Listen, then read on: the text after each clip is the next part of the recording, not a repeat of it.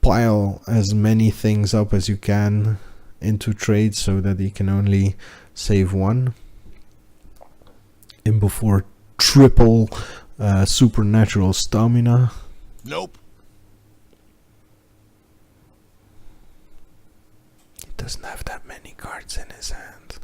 And another trade on the Chupacabra. I'm a bit surprised that he's using tokens here, because spreading bodies on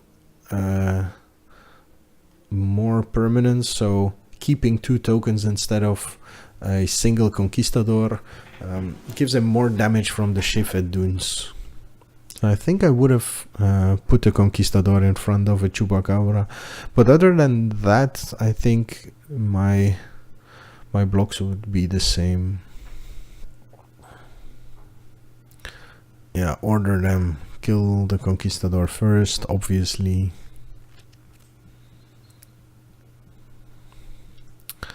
So Aron is going up to 18 with this attack.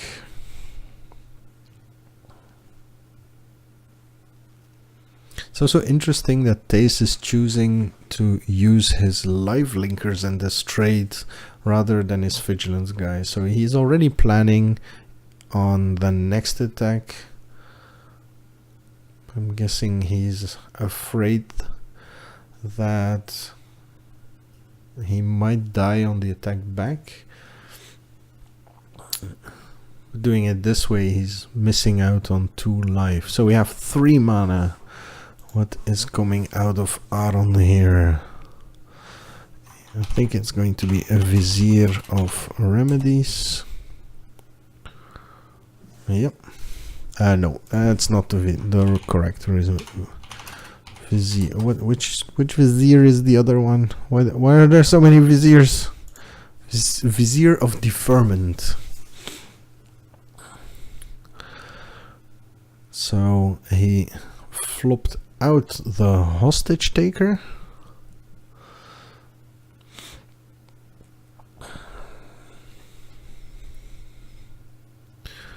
Kills the lifelink there. So I think he did -1 instead of +1. Oh yeah, +1, -2. Yeah, sure.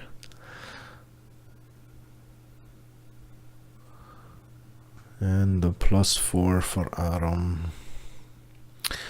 And then the Hostage Taker comes back.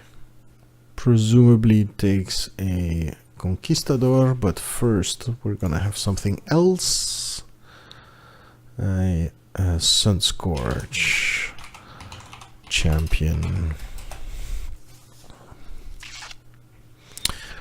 Putting Aron back to his starting life total.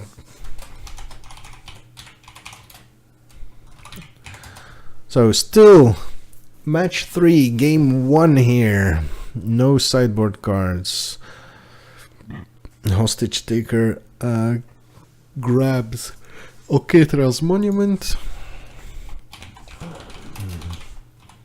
After it comes back from the Vizier.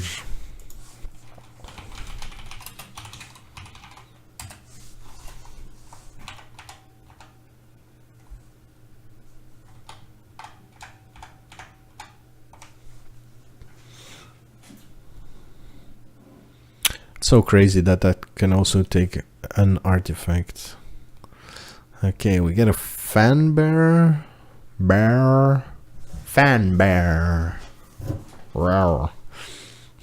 Yes, it's good that this is untimed. I've seen Thijs play some crazy long games with this deck. It's, you know, really impressive. It's funny how a mono white deck can have so much play in the mid game, even though that again here I don't see it happening unless he top decks Angel of Invention. I guess would be pretty amazing, but even then Aron Fontaine still has pressure in the air, even though that gets negated next turn with the Fan Bearer. We're not sure if he has Trial of Solidarity. So Aron also wants a bit of Oketra's monument goodness, mostly making sure he doesn't just give it back from a hostage taker. The trial would be a crazy alpha strike here. +2/+1 and vigilance, plus the +1/+1 from the Shefet dunes would decimate Aron.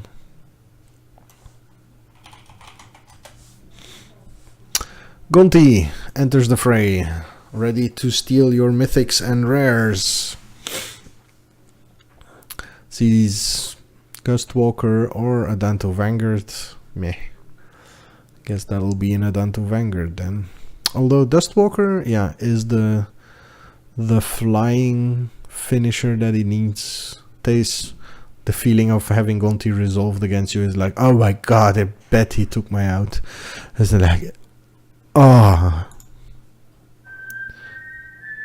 You start a resistance, fight back against your own cards. You know how it feels.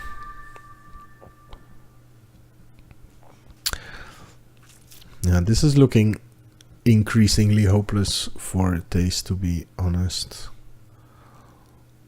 Last attack with the flyer.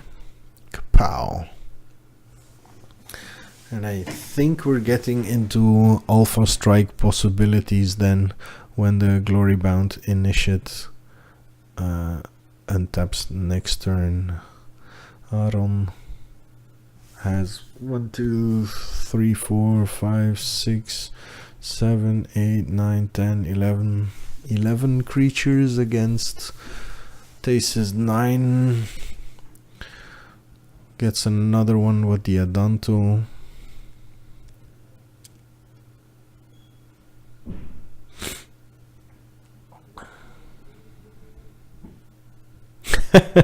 Yeah, this is turning into a pretty crazy game. I guess that just happens, you know.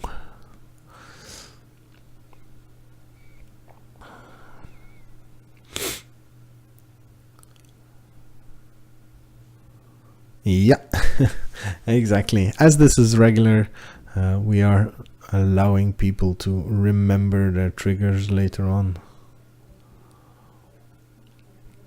So he gets a token from his Oketra's monument.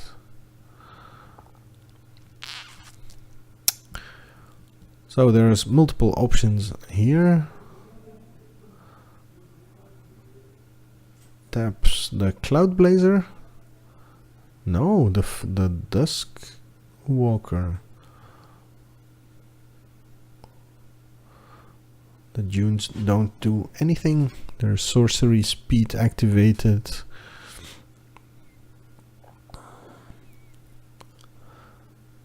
Oh, Aron coming in. Choosing to put more pressure. So again, forcing him to at least block the glory bound initiate. I mean, if you're attacking with this, you also want to come in with the Sunscorched champion. Thank you, Aron. It's nice when people agree with you, you know? It's really nice. Because he already has a land ready to cycle that out. And again, this is threatening that supernatural stamina. Even if he's not playing that, people that know these decks know that that's coming out of them.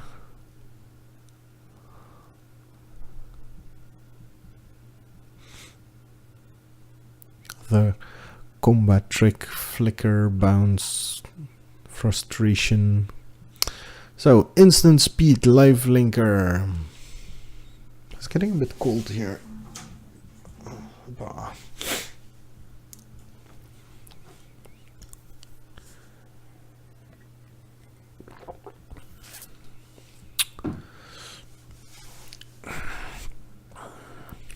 I'll be honest though, I'm kinda hoping that their next games will be a little faster than this. Because as interesting as this is to watch, I need to pee. Okay. 3 tokens jump in front of Gonti.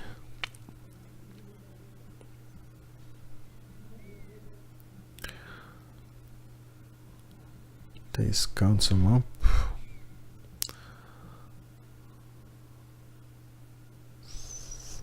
Yeah. 4 power in front of the life-bound initiate. So this is Thijs wanting to clear up a bit of the board. And stating I can rebuild faster, but I'm afraid that that might be an enthusiastic assessment of the state of the game.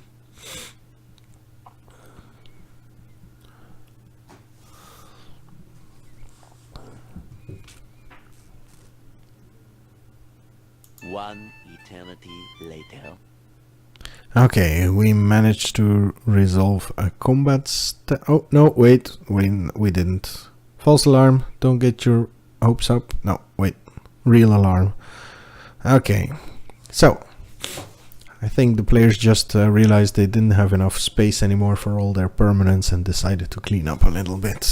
24-5 in the life totals, 1 billion permanents down to 10. Both of these players would have City's Blessing if they cared about it. And we have a Renegade map entering the fray. Such an exciting card. Wow. Okay, Thijs, what do you got? Don't stop believing.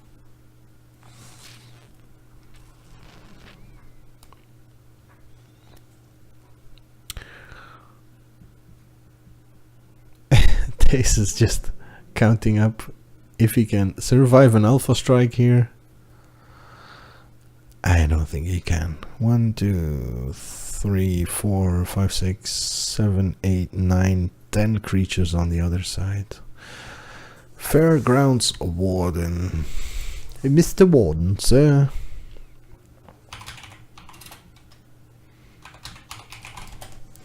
Fairgrounds Warden jails the Duskwalker.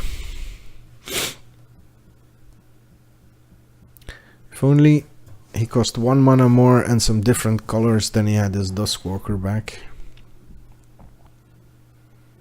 So I'm starting to suspect that everybody in chat either fell asleep or my chat disconnected. Come on guys, I need you to keep me awake. Ain't nobody got time for that. No, okay, if you don't have time for my needs, I understand. Or start spamming the soundboard if you don't. Alright, chat's awake apparently. Now let's see how Aron wraps this one up. There's again a vampire in the weights from a Danto.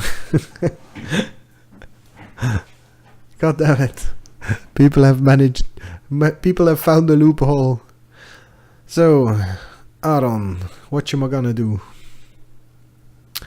Surveys the battlefield. So serious. Okay.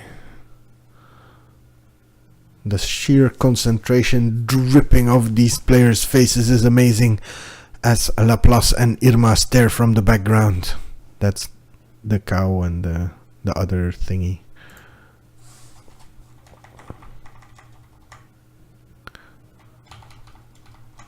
Let's move the image to the correct position in the meantime. As we watch these two players deep in concentration. What does this card do again? And this card? Fascinating. Wow. This is turning into a contest of frowning at each other without making eye contact. Let's break the awkwardness by shuffling the cards a little bit and frown some more. It's almost turning into a documentary style thing. Okay, let's go back to the game. We have people tapping cards. Aron going onto the offensive here. Taps more cards. Oh my god, this is more action than we've seen at any point.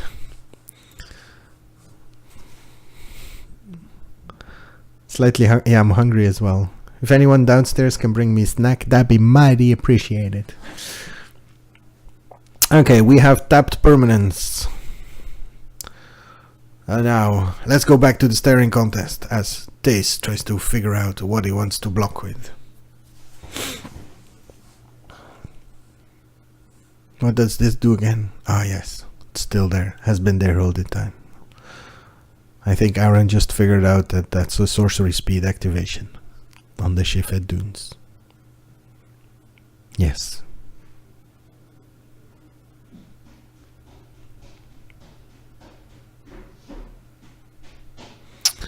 Okay. We have action. Hey, snacks magically occur. Het is niet zo geen veel. Er waren alleen maar halfjes en hop, chips. Perfect.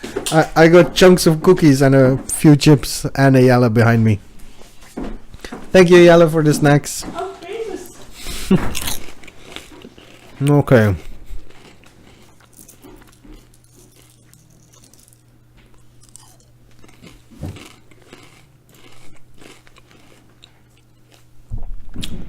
I love the snack delivery service. Sorry for the crunch, guys.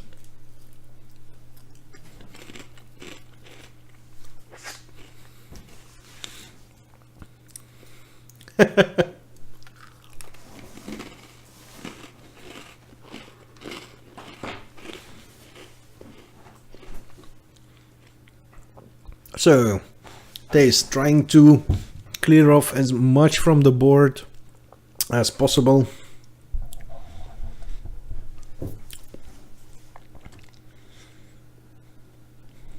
Still think he's avoiding the inevitable.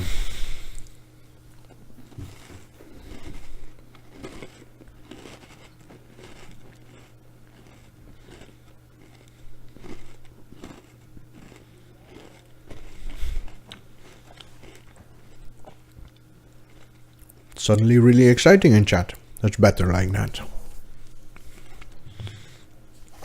Okay. So, they're setting up for a pile of trades, so the table becomes more easy to assess. But I'm afraid that once the assessing part actually comes, that there will be a whole lot of disappointments for Thijs. Aron did turn this into an alpha strike, so he thinks he has it here.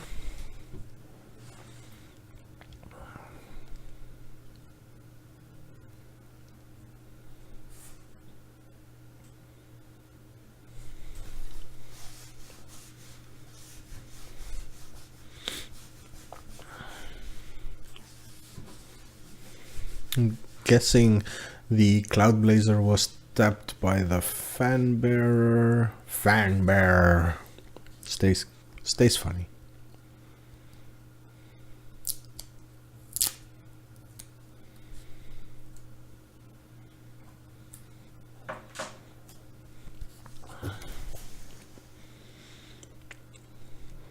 Okay, so this looks to be Thijs's blocks, just double checking that he's not committing harakiri.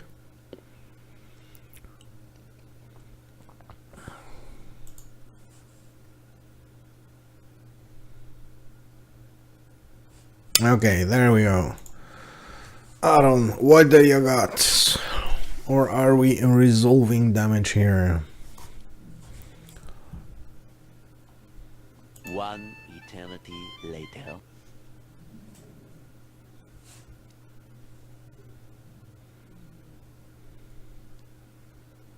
So one thing gets through for 2 damage, infinite things trade and bounce, some things kill other things. This outcome actually looks pretty good for Thijs and kinda makes me suspect that Aron miscounted somewhere.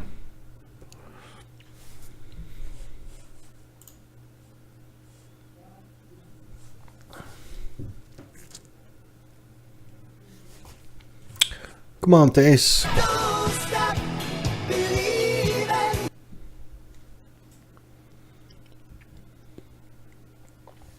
Now Thijs is actually looking a bit scary with his Adanto and Dunes.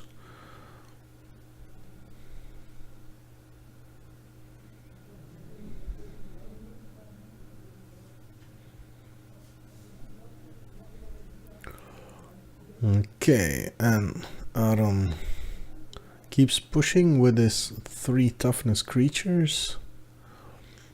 We have super secret vampires. Yeah, Fambearer is doing a lot of work here. So now he's still choosing to bounce the Sunscorched champion. Well, bounce, just blocking it.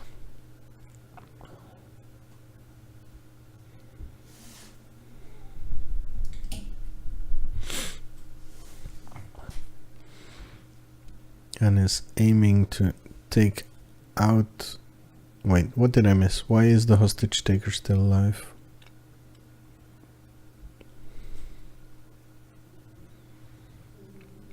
I'm so confused. Why is the hostage taker alive? What?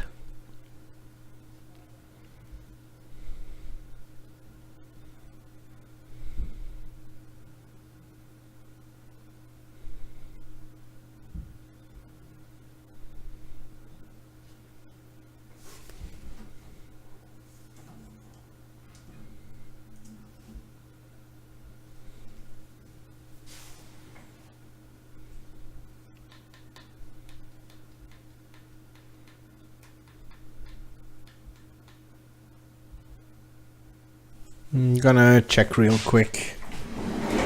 I'll be right back.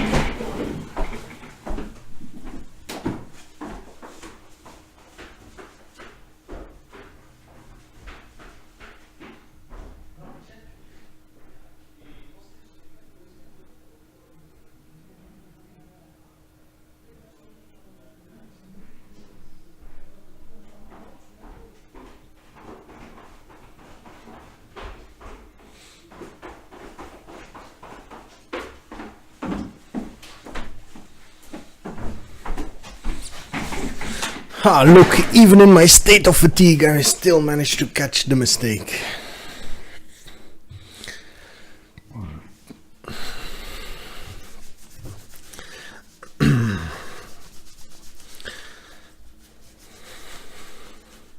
That actually changes the state of the game even more to Thijs' favor. If Thijs manages to drag this one out, wow.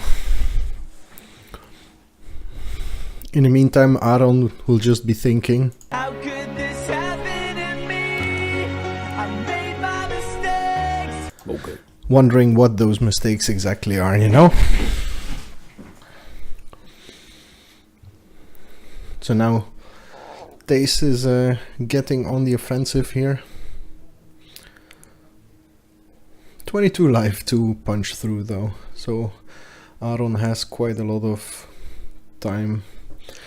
Like even drawing a few Cloud Blazers would throw this wide open.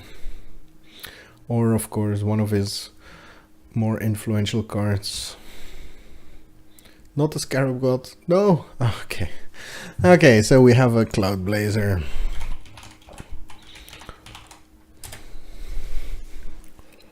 What? I mistyped Cloud Blazer. How can I mistype Cloud Blazer?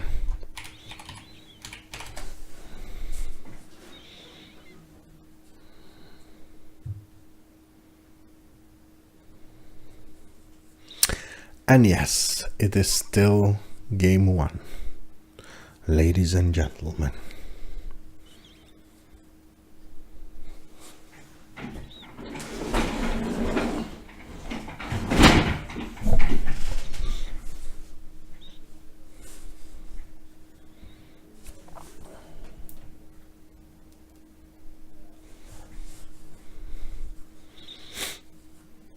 Okay.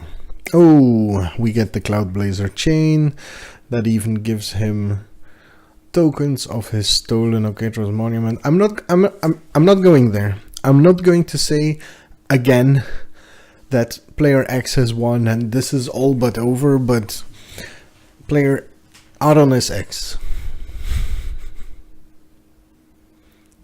Okay, and I think Aron knows it as well from the pace he's playing.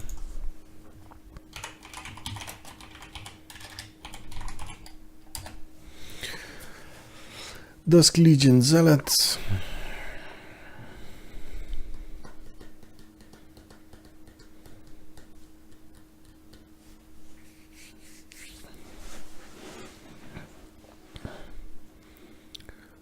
And another Dusk Legion Zealot. Oh my god.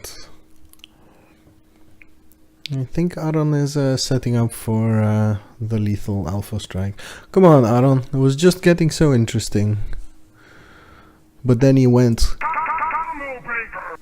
Well, actually it was his own combo more than a combo breaker, but whatever.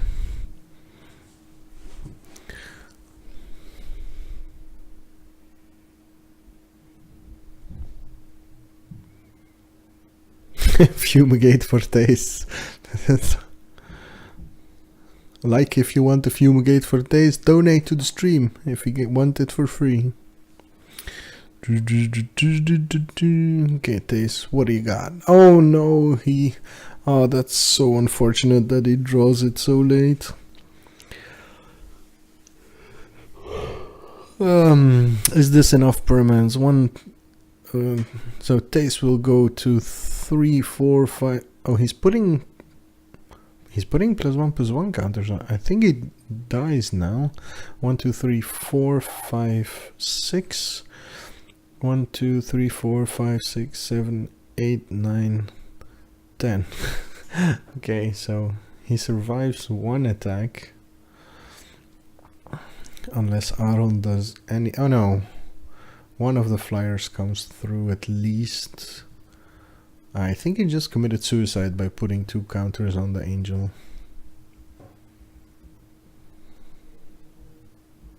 But then again, I think he was dead anyway. No, he wasn't dead anyway. Wait, he dies now, right? 1, 2, 3, 4, 5, 6 blockers. 1, 2, 3, 4, 5, 6, 7, 8, 9, 10 attackers. And 1 is a flyer. Ah no, and the Adanto making a token and the lifelink, yeah. Which will be for 2 life. Okay. Keep forgetting the lifelink. And we have a new follower. Welcome, Mr. Q. I hope you will enjoy your stay. Oh, and with you there came a Scarab God. Ay, ay, ay, ay, ay, ay, ay. That's gonna be, if not instantly over soon. Ravenous Chupacabra comes back as a vampire, as a zombie, I mean. Gets rid of the angel, I presume.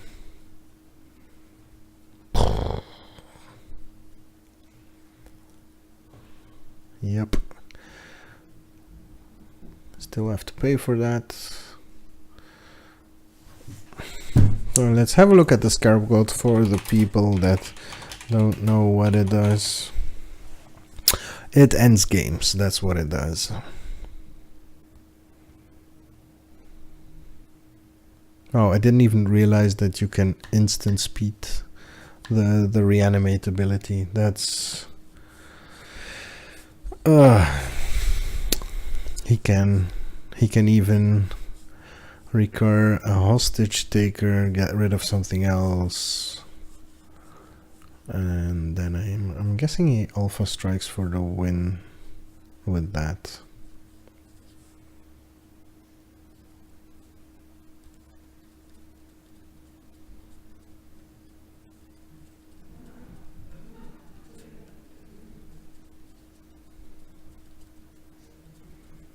Actually, the Scarab God is currently on the watch list for being the very first card to get banned in Gentry, so...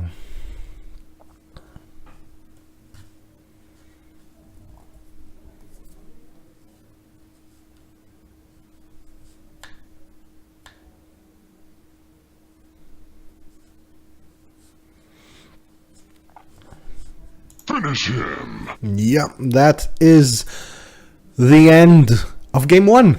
We have possibly 2 more like this to come after this. I'll let you guys have a look at our very charismatic players. Their eyebrows are now in a more relaxed position, as we can clearly see.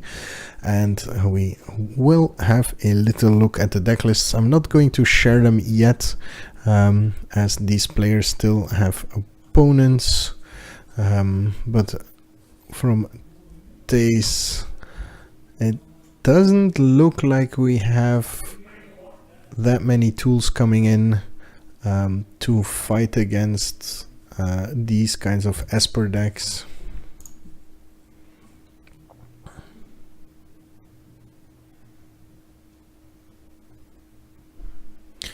Well, the reason that we might have to ban it in Gentry, but that it's not necessary in Standard, is because in Standard you can play a bunch of exiling removal effects that are rare, but you don't care about them. Yeah, there are a few things that are currently being looked at.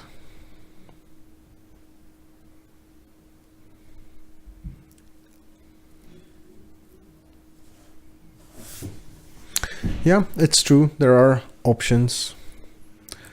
The fact that final reward is 5 mana is pretty moot, as Scarab God is 5 mana as well. And it's not that we haven't seen people win through a Scarab God, it just gets really hard. Yeah, it's also funny that the decks that have the most options against Scarab God are the ones playing Scarab God.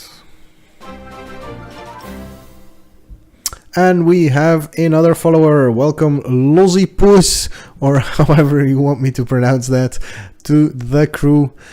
Feel free to add your voice in the chat as well if you want to comment on the awesomeness of the match we just had. I mean, all kidding aside, that was a pretty intense and interesting match to watch.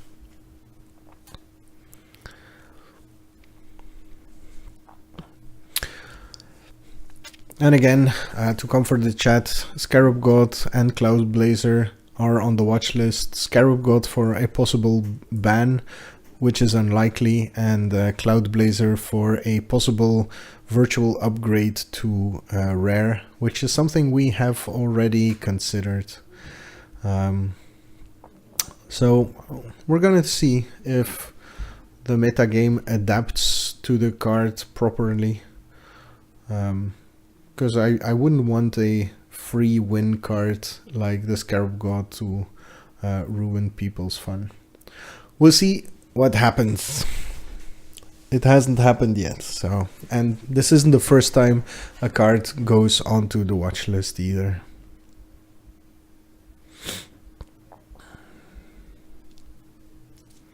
So, as I said before, it doesn't look like Thijs has a lot of options for sideboarding, while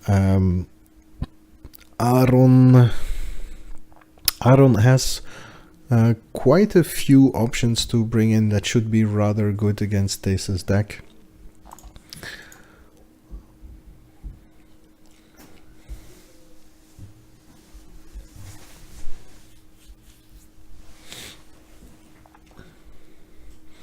So as our players are shuffling up, let's go back to our overview viewpoint to see how this match goes. So up to now, all matches have been 2-0s.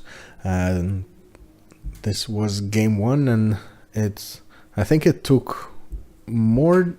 It took almost a full round's worth of playing. I think we started that game at around 3 o'clock. So let's hope that not every face-off against these two turns into a 45-minute clash of titans.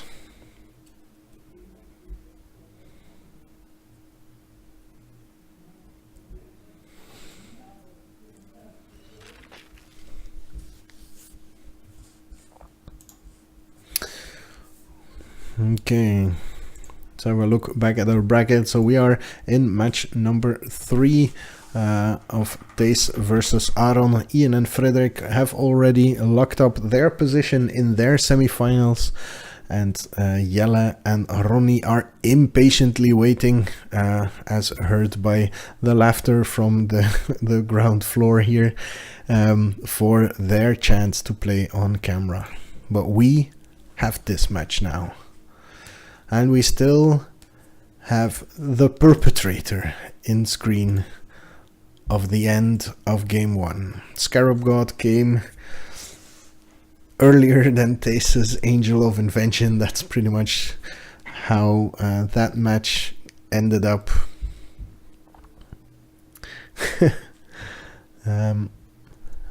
So let's see what game 2 brings us. Players got to sideboard.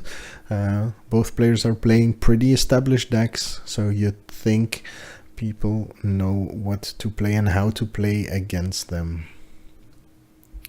Thijs was reaching over to his deck, but no, we are actually playing with the cards that are in their hand currently, and we are on the way.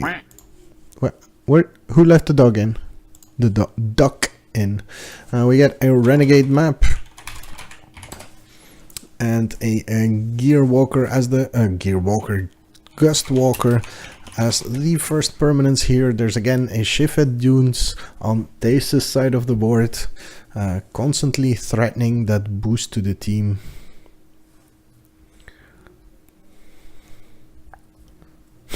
Who let the ducks out? Who let the dogs out? Can't quack fast enough, damn it.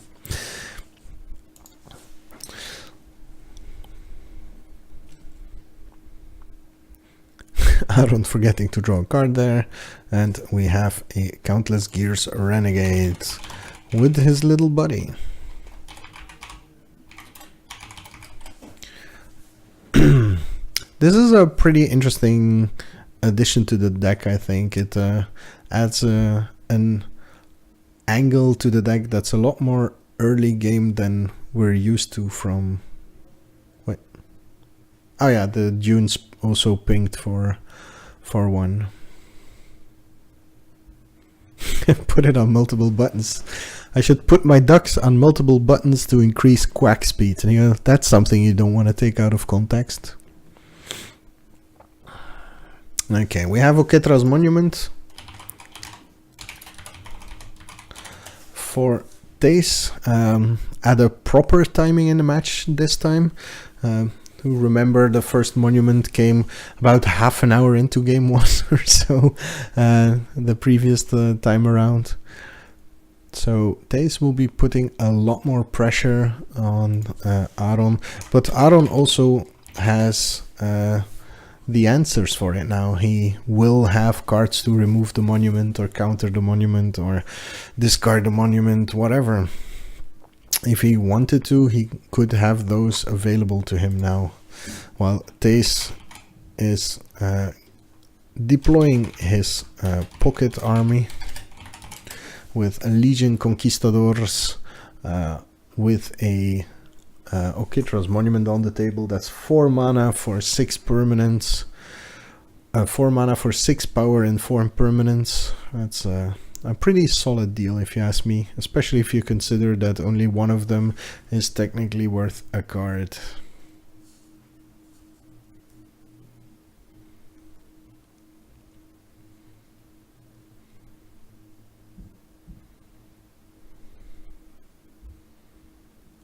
Okay.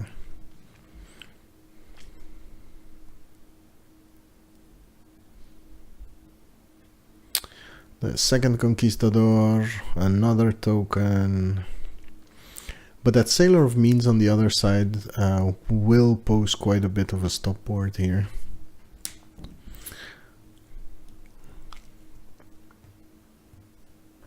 We have the Shifted Dunes, yeah. But that still doesn't do much. It's a bit sneaky how Aron positions his treasure there. Makes his creature lineup look more full.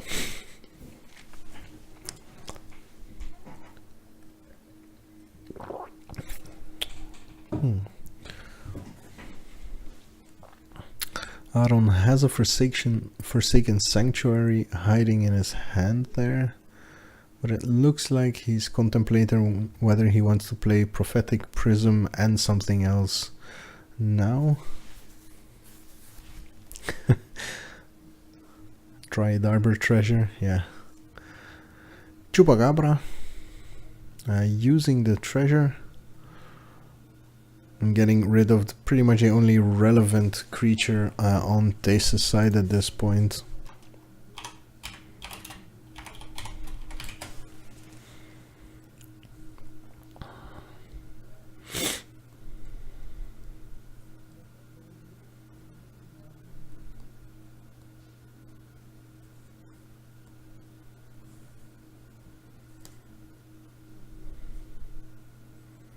As the battle for battlefield control rages on. So again we have Aron with quite a grasp on the board state. We saw this last game as well.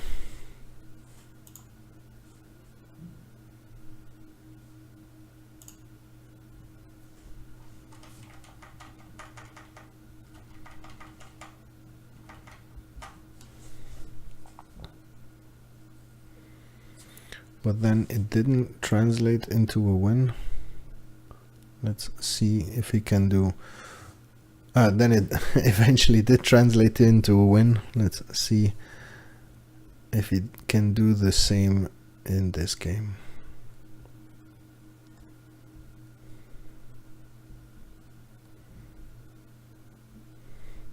He's just vomiting out creatures at this point. But again, as long as he doesn't have anything to buff them through at least a 2/2, then most of these tokens aren't really that impressive. Now, a next land gives him the Shefet Dunes activation, but Duress, yeah, Duress takes away the Trial of Solidarity, but there's a Dawnfeather Eagle already hiding in Thijs' hand that he can cast next turn. So next turn everything will be getting +1/+1 and Vigilance for a turn. The other Conquistador, yeah, we already know that was there. So we have a sequence here that's possibly Dawnfeather Eagle into Shefet Dunes activation for quite a bit of pressure from Thijs. There's again a Hostage Taker to take out the Adanto Vanguard, I assume. Ah, no, yeah, that's also a possibility.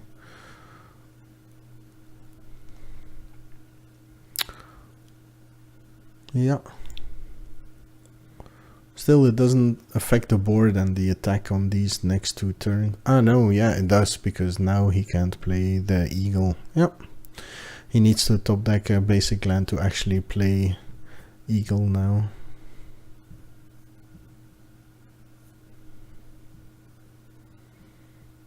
And it looks like Thijs just making sure that it's actually possible to steal an artifact. Ooh, Fairgrounds Warden.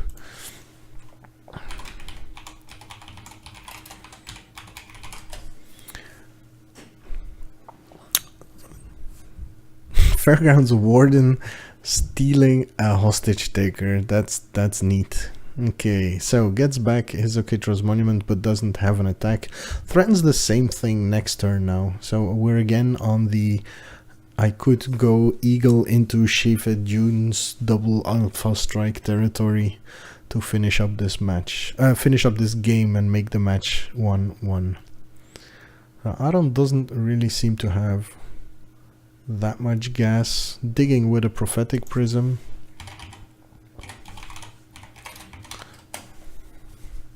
Finds the land, but not what he would like to see.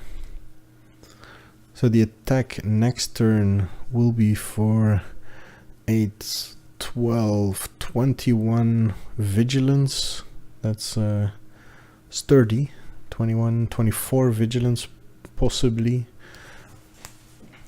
And make it token. At the very least he'll attack with the Adanto Vanguard and the 3 Conquistadors. That's already quite a lot of pressure. 13 power. Yeah, no. He's looking to be prepping up for an attack with the Vigilance tokens as well. And might as well, because at this point all Aron can do is offer up a bunch of trades. Not sure if that Fairground Warden is also attacking.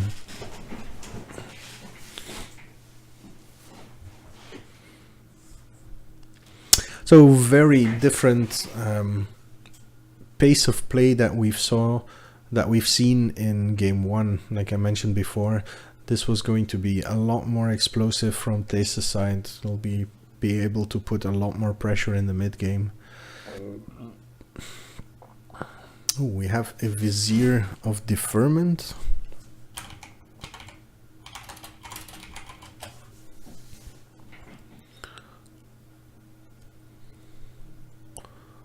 Interesting that he chooses a Conquistador. I would have expected the Adanto Vanguard actually to be more of an interesting target.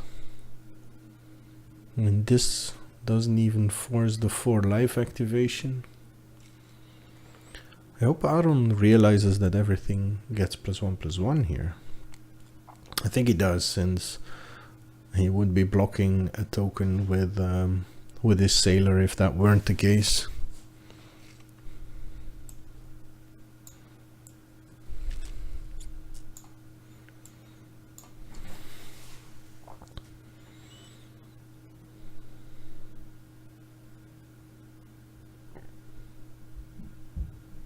Wait, I don't understand why Thijs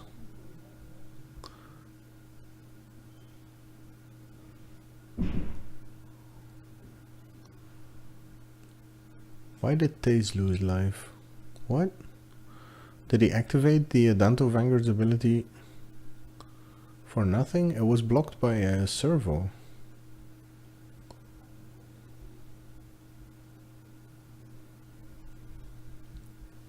Okay, so as I said, next turn we might have a Shifted Dune activation if Thijs draws a land. And there's a whole slew of cards he could draw to finish up.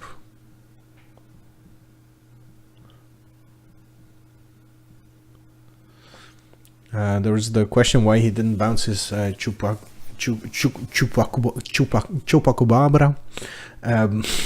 and to kill the jailer. Well, it has to block first. And apparently he had another one in his hand. But I do agree that I think that might have been a more interesting sequence there.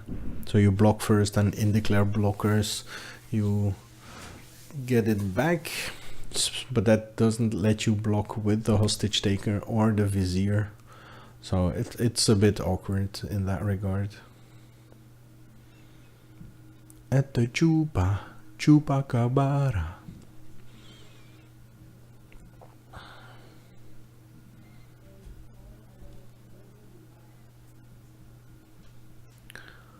So, did you draw a land? A land for an activation would be pretty big here. Apparently not. Ooh, a cast out though. And I do think that, yeah, the Dawn Glare Eagle isn't enters the battlefield ability. So all Thijs' critters get +1/+1 in Vigilant again. And cast out wraps up this game. I prefer it if strong uncommons wrap up games over rares and mythics, I'm gonna be honest. There we go, cast out on a Dawn Glare Eagle, a common returning. That's better. That's it's impressive, because this could have been a 2.5 hour match, but Ain't nobody got time for that. you know, ain't nobody got time for that.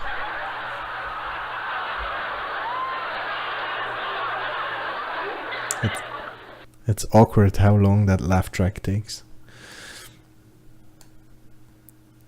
Aron deep in thought here.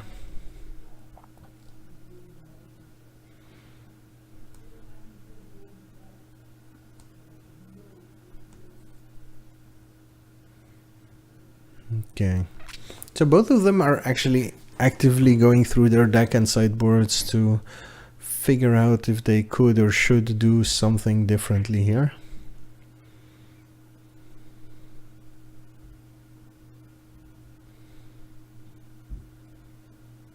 Well, someone should warn Kyle to start getting out of the shower. Not sure if I'm missing a meme or this is just random.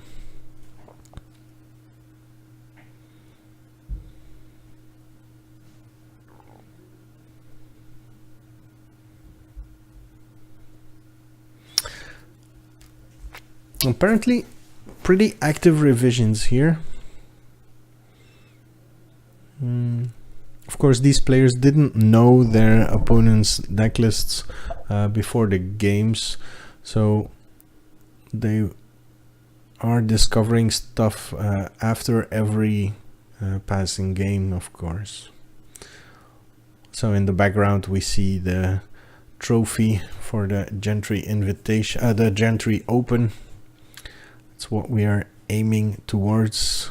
Aron Fontaine's name is on the back of that thing as the 4th official Gentry champion.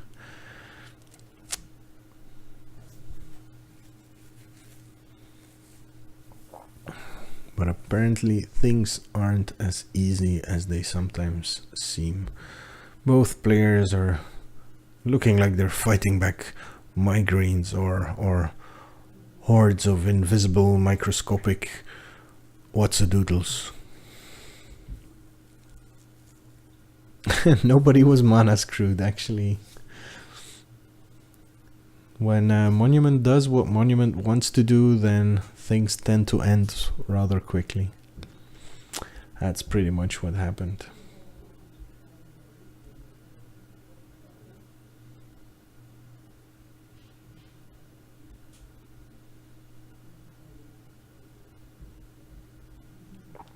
This is looking like both of them have decided on the configuration of their decks for this deciding Game 3 in Match 3 of the Invitationals. Let's have a look back and get going for the last match, last game in this match. Jesus, can't count or talk anymore. It's so confusing. You know how hard it is to count after a while? It's horrible. Okay. I need something. Do we still have a button we haven't used yet? I forgot this button. So, storyline, the hook. Aron and Thijs, they're both on Team Wrecking Ball. And I actually prepared that buttons especially for them.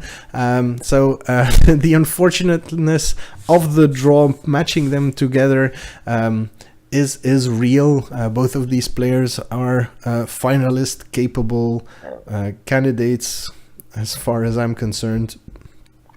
So it was a bit unfortunate to see that they have been paired up against each other so early. But it's good to see them have a very impressive match so far. Okay, opening sevens are drawn and we are getting ready to go to game number 3 here.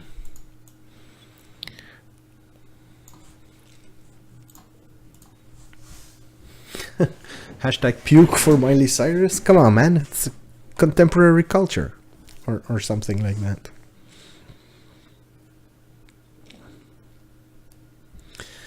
Okay. This is looking like both are keeping their opening 7s, which I like, because that usually means we get a nice match out of it, which I hope. And I hope the game starts soon. Hello? Hello? Hello? What's going on there? Aron seems to be still in the tank. Thijs is studying him for signs of intelligent life forms. No. Dials him down. We're going to 6 cards for Aron. Thijs has decided to keep and is leaning back, relaxed. Stare down contest, yeah.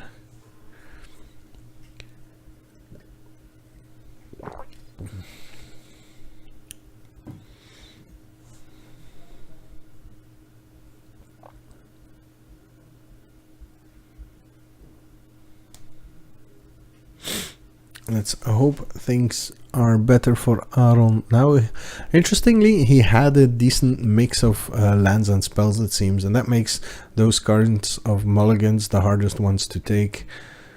Yeah, if you don't have what you know you need to actually play a game in this matchup.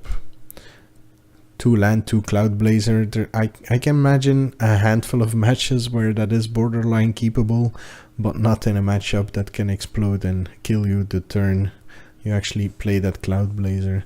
Aron decided to keep this one, has cried the top card, decided to keep that one as well, and we are underway for game 3 of round 3 with a fan bear. Bear gets answered with a prophetic prism. Not much of an answer, that is.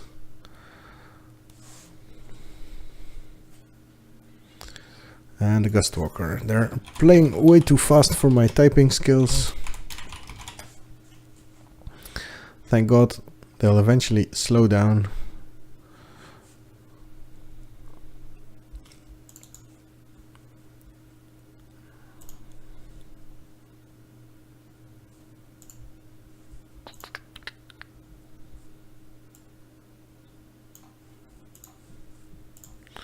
There we go. Darkened it a little bit there. And we have a silly sailor. Did you know that there's only one sailor card that has sailor in its name in all of Magic so far? I think that's surprising.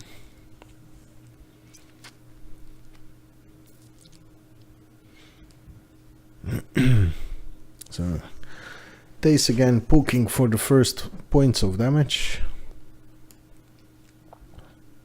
And gets a Legion Conquistador.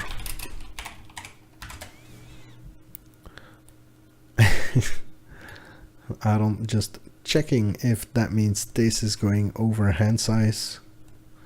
You can of course choose to find only 3 of them and then find the 4th one at some other point in the game.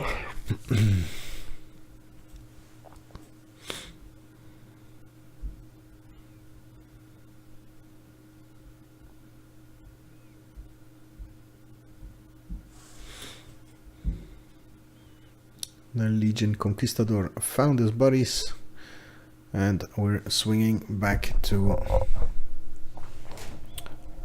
Aron's side of the table.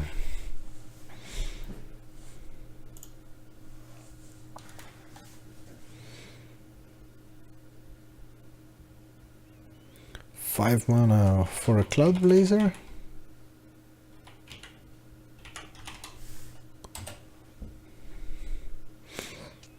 Such a strong aspect of Sailor means that the fact that it curves into a Cloud Blazer, it's a often seen yet underrated sequence of events in matches, I feel.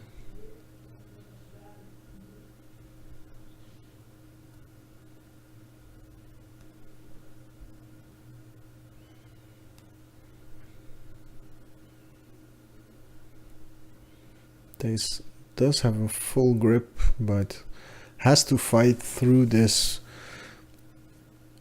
annoying feeling mid-game against Esper, where you feel like they're just getting all the things. Down to Vanguard. For Thijs, I remember when I first saw him playing Adanto Vanguard, I was a bit confused because I didn't really understand why you would want to play Adanto Vanguard, because I saw Oketra's Monument as a semi-combo deck, to be honest. And Adanto Vanguard just doesn't fit in there. But then, as I actually saw him playing, the number of times where that creature is the only one that actually gets to attack is just staggering. The amount of pressure this brings on a board where you have no business putting pressure on is just ridiculous. Like, Sailor of Means is so good here because it stops Adanto Vanguard from putting on pressure. It's borderline ridiculous. Also, Thijs is keeping mana open to tap the Cloud Blazer. To tap this. Okay, sure. Wants to put pressure. Thinks that his only plan here is to go for the early game, the short burst, which he kind of already proven he doesn't need to do. He's quite well versed in just going for it in the late game with this rebuild potential. Especially now that he doesn't have a monument to burst off. I wouldn't fault him for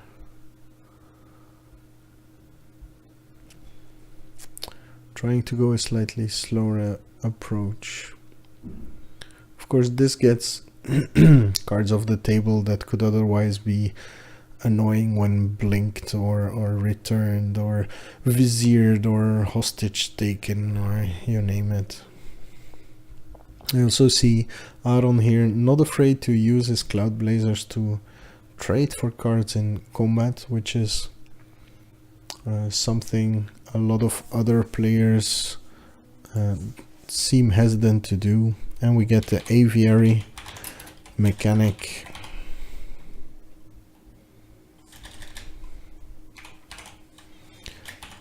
From Thijs. Again, the soft combo to make as many tokens as you have white mana available as soon as Oketra's Monument shows up and you have a second mechanic available. Second Sailor of Means. For Aron, as we already seen, a huge stop sign for Thijs. Both these players struggling a little bit on mana development. For Thijs, he would have liked the 5th land to just pour out a little bit more creatures, like justify 2 drops, to enable, 2 drops in the same turns. And also threatening that Shifet Dune's activation. There we go. Conquistador, no 2-drop, keeps it available for the Fan Bearer, which allows him to do the double tap on Sailor of Means, which unlocks a whole slew of possible attacks for him. So probably planning on doing this. We see double Vizier Sunscorch Champion in Aron's hand though, so he can make a pretty big impact on the board. With that treasury he has, he can even surprise play that, and that looks like it's going to be his plan here. So he has the Vizier of Deferment in his hand, and quite a few options for it. The Chupacabra obviously being one of the more interesting ones, but that means he has to bounce it after it's blocked, and playing the Vizier after having declared blockers and yada yada yada, which doesn't allow him to actually trade with it. And like we already said in the previous games, that's what makes the Vizier of Deferment so awkward to actually play. See 2 more and a Wandering Death in Aron's hand. So Aron has a ton of slow, grindy action in his hand. Also not a big fan of the Vizier myself. Chat seems to agree with me on that. Just seems to force your hand more than it actually gives you extra options.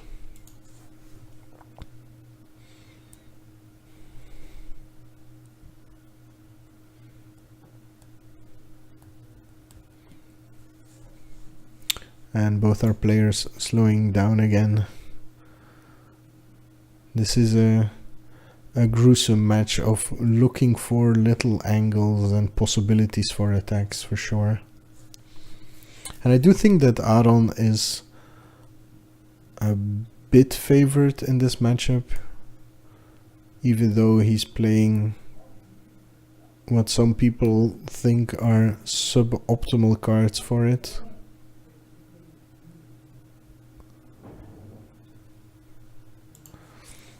Thijs counting up, rounding up his options here.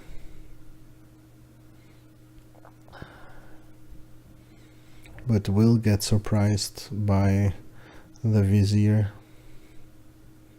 Again, especially with the treasure, it's really hard to anticipate this card, even though he's already seen it. Like I said, it's not widely played.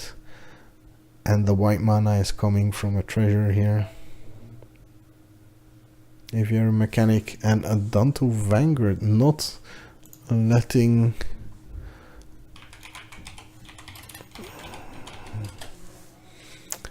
Aron play his Vizier here.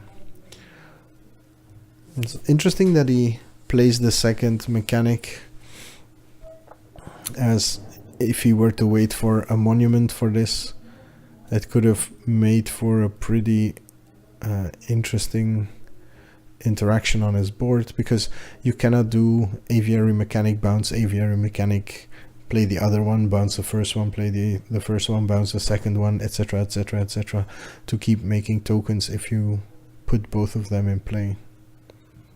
Unless he has another one in hand, of course. We haven't really seen that. Okay, now it's Aron's turn to dive into the think tank. He probably wants to attack and see what happens, just so he can use the Vizier to flicker the Chupacabra. Yep.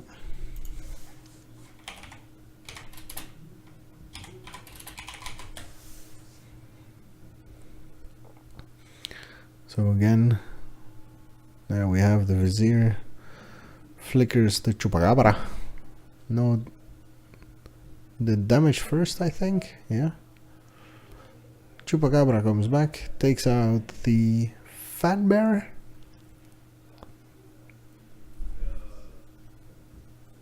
Takes out.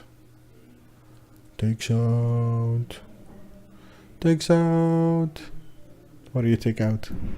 Aron, do something. You're making me look bad.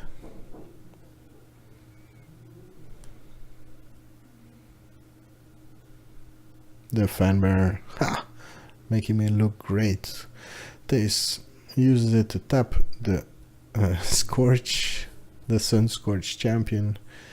And oh, down Feather Eagle, Dawn Feather. Everything +1/+1 and Vigilance. That makes everything scary.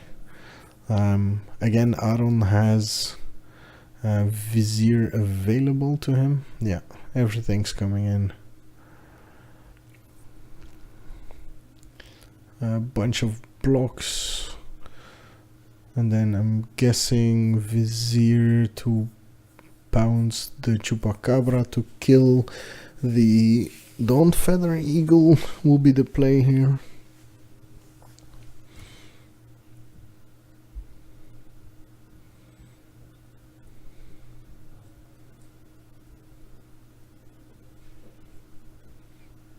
No, I like that block better. Now Vizier. Go on, Aron, you can do it. There we go. Vizier for Chupacabra. That one will survive.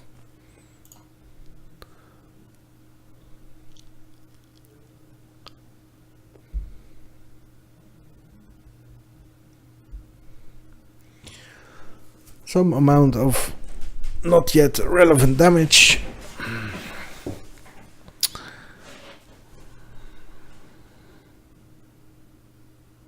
Is Dawn setting on this match? Oh my god, are we getting lyrical? Nope.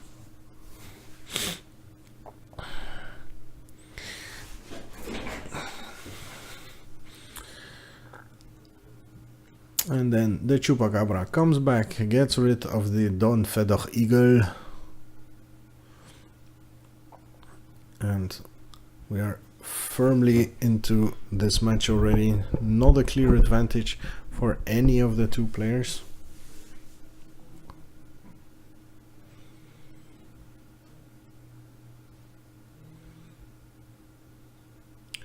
Thijs would have the advantage with those Adanto Vanguards if it weren't for those pesky singlers of means. And we have a Gentry to break everything wide open. Ooh, cast out of the Gentry. That's pretty big. I assume that's what he took.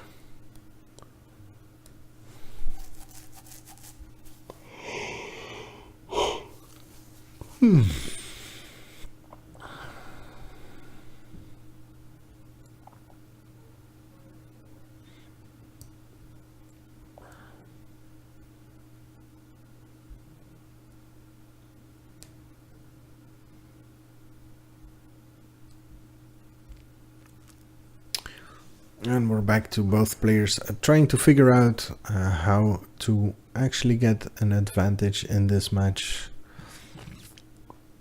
Aron on let's disable your plan.deck.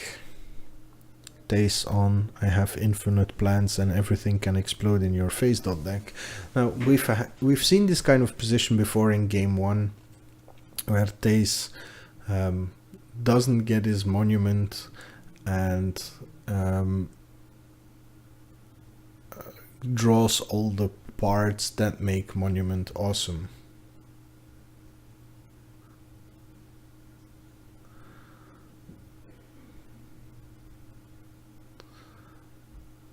So yes, we're in game 3 here. So we have double aviary mechanic, we have had the conquistador train. If he had a token here, the monument here, it would have been pretty impressive. But there's still a lot of stuff to happen. Okay, glory bound initiates.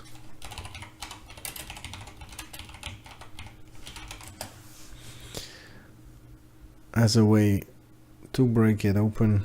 It's funny, both players top decked one of their rares in this match. I'm not sure what you're referring to, Lowlife, so feel free to voice your opinion.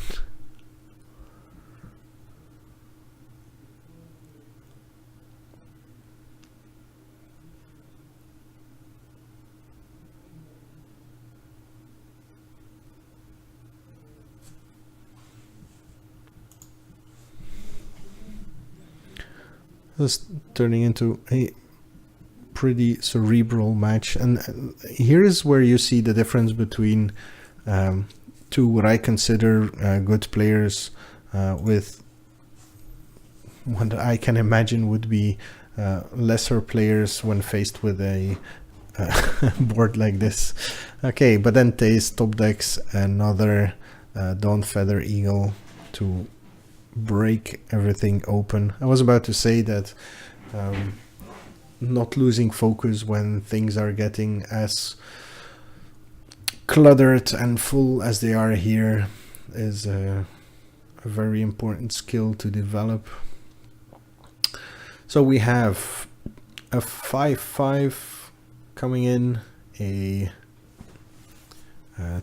2 4/2s in the Dawn Feather. Let's have another look at the Dawn Feather. That also gives Vigilance. 2 4/2 Dawn Feather, Adanto Vanguards, 3/3/3 Conquistadors, and 2/3/3 Aviary Mechanics. Cast Out gets flipped from Gonti. Gets rid of the Glorybound Initiate.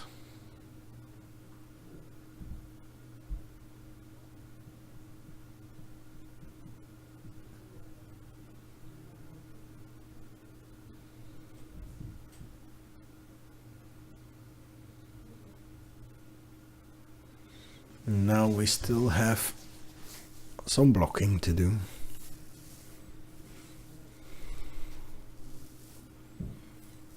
And those Adanto Vanguards will most likely do a bit of damage here, be it in life totals or in card advantage. And they should still have the life to make this worth. It's interesting that he is using Gonti to kill off one of the Conquistadors that at this point has no value on the board anymore, where the Aviary Mechanic might have in the future.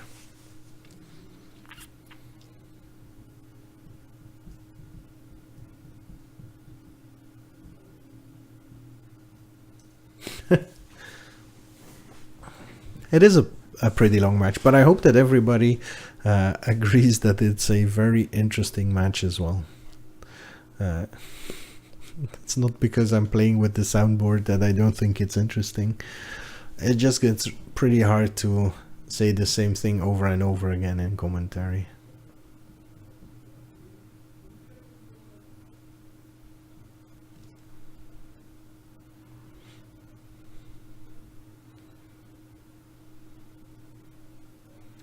So this is 3 damage coming through, I think.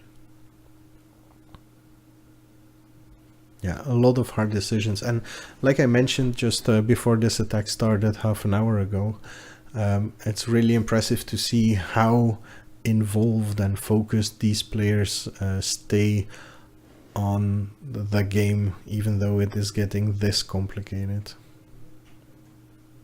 I'll put myself on a SoundCloud button whenever they get into this kind of. So Thijs paying 8 life to make his Vanguard survive. One of the Conquistadors dies. 3 damage gets through to Aron, and we have enough to punch through next turn with, or even without the Shifted Dunes that's already in play. Aron, what do you got? Don't stop believing. Even in the face of certain adversity, these players will remain focused and look or hide behind their scarf. What do you got, Aron?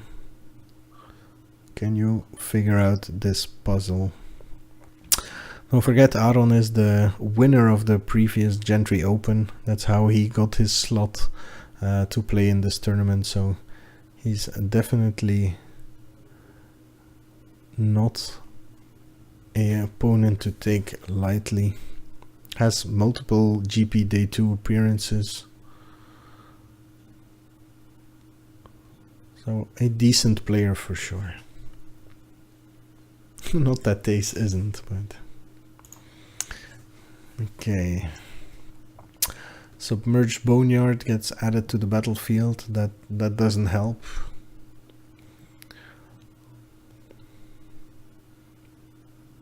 I think this is Aron milking some camera time. Or building drama for the great comeback.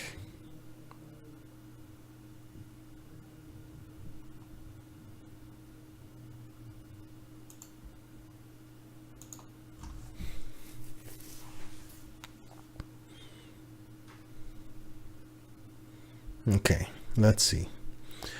Wonder in Death, I think.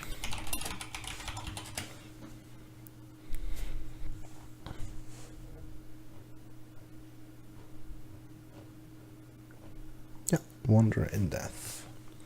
Gets back a Chupacabra. If he plays that, he'll be tapped out. So he has to assume he'll survive another turn. So if he plays the Chupacabra, then I think he still dies because he doesn't have an no, he kills the flying, blocks the 2 Adantu. He goes to 1 with that plan. Yeah. So killing the flying here, but he goes to 1 without the Dune's activation, which is there blatantly on the table at this point.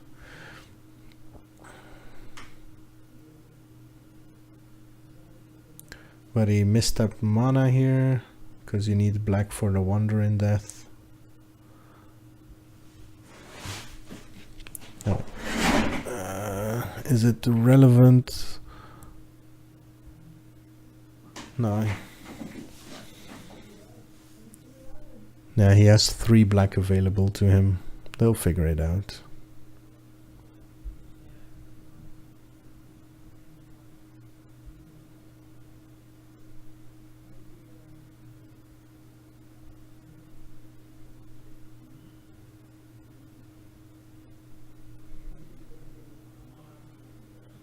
And he has a prismatic, a prophetic prism, so.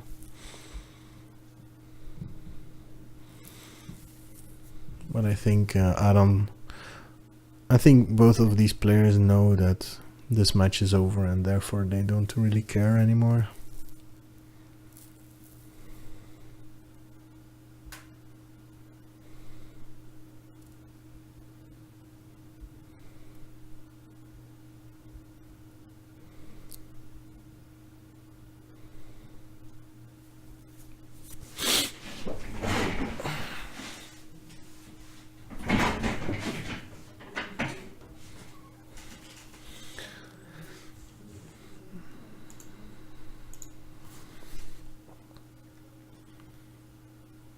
And Thijs knows it as well. Knows it as well.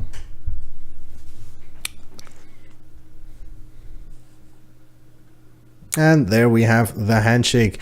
Thijs goes on through the bracket. That's